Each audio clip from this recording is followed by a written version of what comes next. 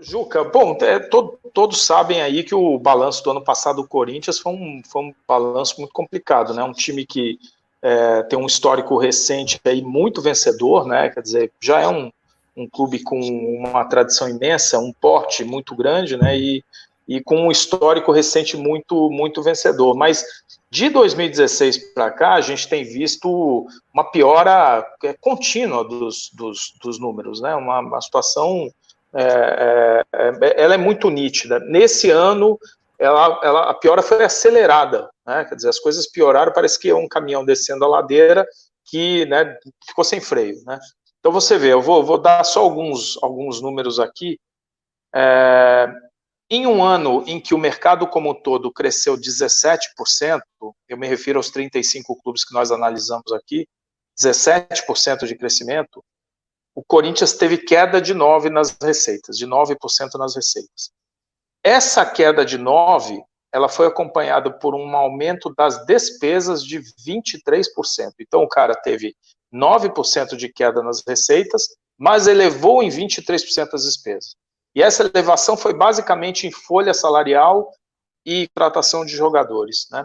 Quando você tem 9% de queda e 23% de aumento de despesa, você produz um déficit gigante.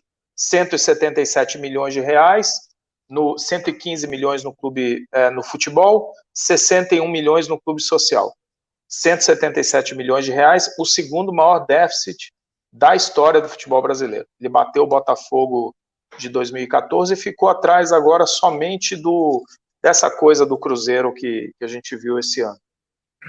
E como consequência, o patrimônio líquido do clube caiu 94% para 12 milhões, um patrimônio líquido que em 2016 era de 321 milhões de reais e agora caiu para 12 milhões.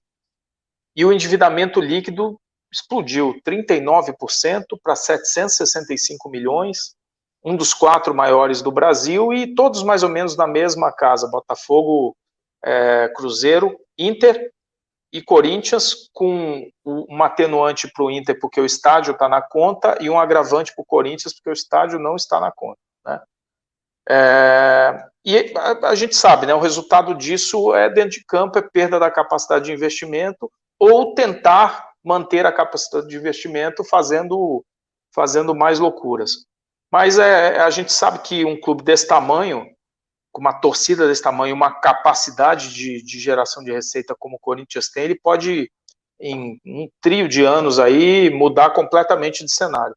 Mas a cada ano, se continuar assim, vai ficando mais difícil, né? Então, eu queria ouvir de você sobre essa fotografia geral, né? Fernando, deixa eu te dizer uma coisa. A gente pode tanto, né, focar no Corinthians, como pode tentar fazer uma avaliação mais ampla da situação do futebol brasileiro. E eu vou fazer um esforço aqui nessa nossa conversa em não fulanizar, não personalizar os problemas. Embora seja difícil na questão do Corinthians não falar o nome do presidente do clube.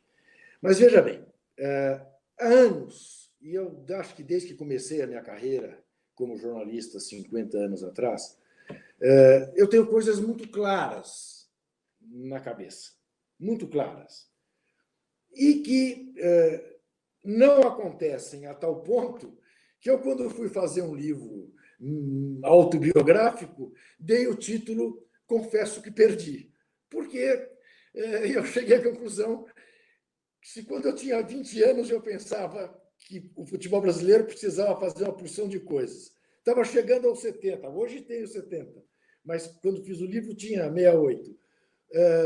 Não, nada quase daquilo tinha acontecido, porque realmente eu tinha perdido. E as pessoas diziam, não, que isso?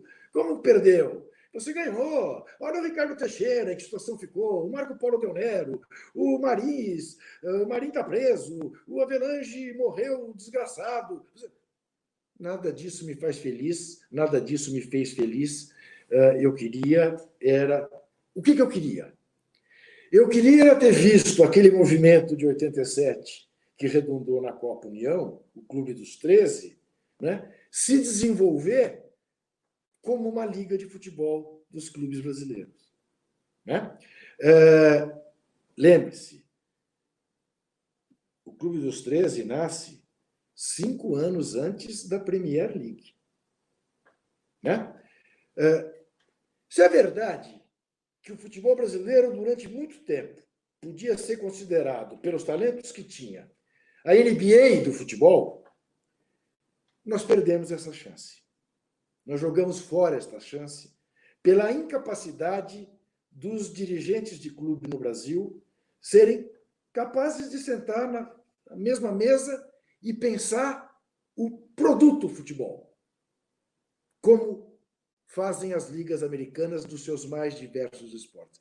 Vamos nos matar nas quadras e nos campos, mas na mesa, quando pensarmos o nosso esporte, vamos pensar todos com a mesma cabeça. De que maneira vamos ganhar mais? De que maneira vamos manter isto aqui equilibrado? De que maneira não vai haver desníveis? Bom, o que era necessário para que isso acontecesse, além da Liga? Mudanças no modelo de gestão. Quantas lutas, né, Fernando? Quantas lutas por mudanças no modelo de gestão? Quantas leis foram feitas, né? E na hora H não se exigia contrapartida de modelo de gestão, né? E até hoje, e ainda hoje, discutimos o Clube Empresa, a SAF, né? Que estamos em 2020. O mundo já fez isso. Alguns com modelos dos quais eu não gosto, outros com modelos muito próximos ao que eu gosto. O Brasil com a chance de ter visto os modelos em Portugal, na Espanha, na Itália, na Alemanha, na Inglaterra, e escolheu o que deu mais certo. Nada. Continuamos batendo na tecla dos clubes associativos. Quando se apresenta um novo projeto, um deles, pelo menos, é um projeto que, na verdade, verdadeira, só tem um objetivo: permitir que um clube vire empresa para pedir recuperação judicial. E aí o que nós temos? Uma profunda e natural desconfiança de investidores sérios para patrocinar o futebol no Brasil. Né? E aí a dependência de gigantes do nosso futebol, por exemplo, a quem transmite seus jogos, porque até outro dia era a principal financiadora do futebol e, portanto, tinha os direitos e o direito de exigir horários que não eram bons, enfim, exigir o que fosse. Né? Então, eu olho e fico me perguntando, será, aos 70 anos, que eu ainda vou ver pelo menos o começo da mudança disso? E te confesso, embora eu seja, por DNA, uma pessoa otimista, eu começo a ficar angustiado que eu não vou ver nem o começo. A coroação já sei que não vou ver, porque não é um processo da noite para o dia. Mas eu vejo vocês nessa briga racional pela maneira de gerir o nosso futebol, e aí eu me encho de esperança. Tem uma molecada muito mais jovem que está pensando a coisa certa, e essa gente vai conseguir influenciar. Eu um dia, veja você, para quem tem o meu passado, um dia eu escrevi e apanhei da esquerda uma barbaridade. O futebol brasileiro precisa de um choque de capitalismo. O futebol brasileiro vive sob o regime da socialização da miséria. E precisa. Caiu o muro de Berlim. É necessário entender em que mundo nós estamos. No mundo globalizado. Que oportunidades isso apresenta para o talento que tem o futebol brasileiro. Em vão. Em vão. Né? De uns tempos para cá, eu confesso a você, felizmente, eu me sinto menos solitário. Pela presença de cabeças como a de vocês e de outros cantos que foram surgindo no país. Mas, ainda assim, a gente não tem sido capaz de persuadir essa gente a fazer o óbvio. Não é nada... Eu não tenho nenhuma pretensão de ter uma visão absolutamente genial sobre como deve ser o rumo do nosso futebol. Não, eu digo que quem fizer o óbvio no Brasil vai sair na frente. O Flamengo fez o óbvio. Fernando, o Flamengo fez o óbvio.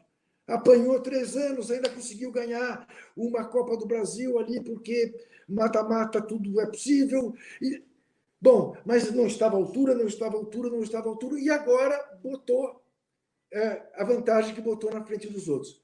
Minha pergunta, né? E aí vocês talvez saibam responder isso melhor do que eu. Será autossustentável?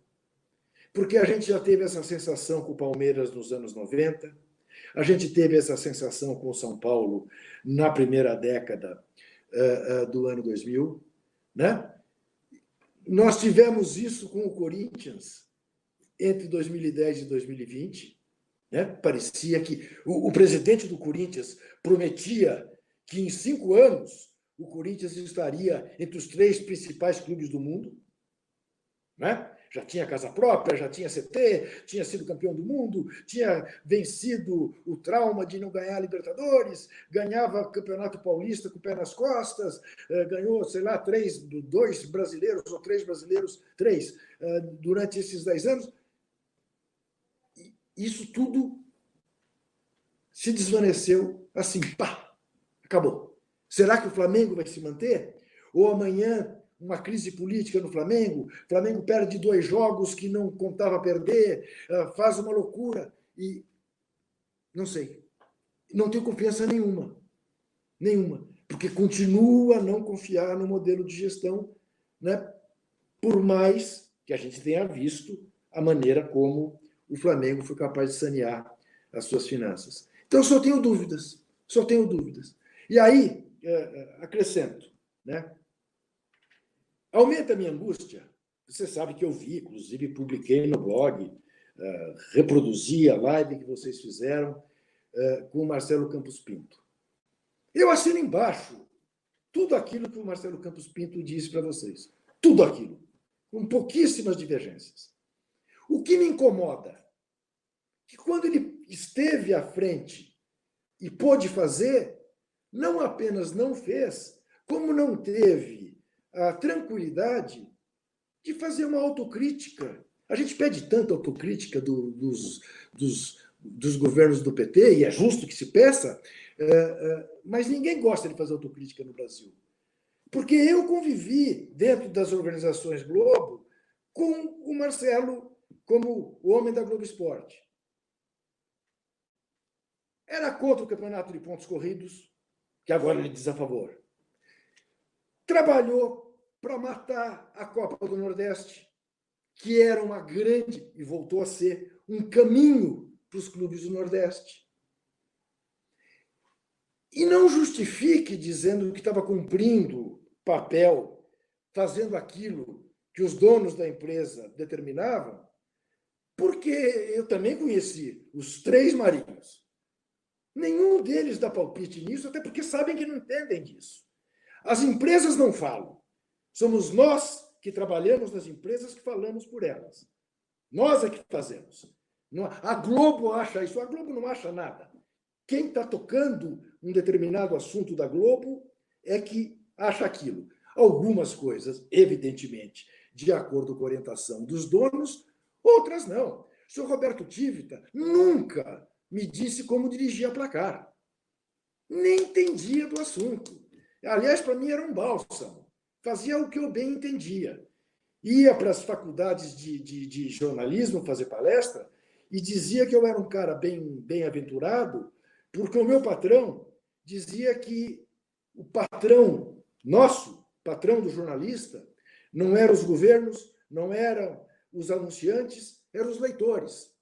E que isso era até o dia em que ele montou uma televisão e me pediu para parar de criticar o Ricardo Teixeira, porque senão a TVA não poderia comprar o Campeonato Brasileiro, não poderia concorrer com a Globo. E aí eu pedi para ele, então vamos fazer as contas, vamos embora. Porque você está dizendo para mim, você que se orgulha de ter derrubado o Collor, você está dizendo para mim que eu não posso falar do meu Collor. Não, você não precisa falar bem. Mas só não critica. Não dá. E fui embora com 25 anos de empresa. De todas as mordomias que um diretor de grupo masculino da Editora Abril tinha. Por quê? Porque eu queria continuar exercendo o meu ofício com liberdade, como exerço hoje. né? E digo mais, exerci na TV Globo, né? Sem nenhum problema, sob o comando do Armando Nogueira e depois do Alberico Souza Cruz. Então, o que eu quero te dizer é isso. Infelizmente, parece verdade a velha piada, que eu também conto nas palestras, da criação do mundo. Né? Quando Deus fez primeiro a Europa, e aí avisou que ia criar também um continente chamado América. E disse, vou fazer na América um país chamado Brasil, com uma costa maravilhosa de 8.000 quilômetros, sem maremotos, sem tsunamis, sem vulcões, sem terremotos, uma natureza vasta, uma beleza de lugar. E tem mais. Vou pôr lá os melhores jogadores de futebol do mundo. E aí o italiano reclamou, mas que dia? 8.000 quilômetros do litoral. Não tem maremoto, não tem terremoto, não tem vulcão. E ainda vai pôr os melhores jogadores do mundo lá?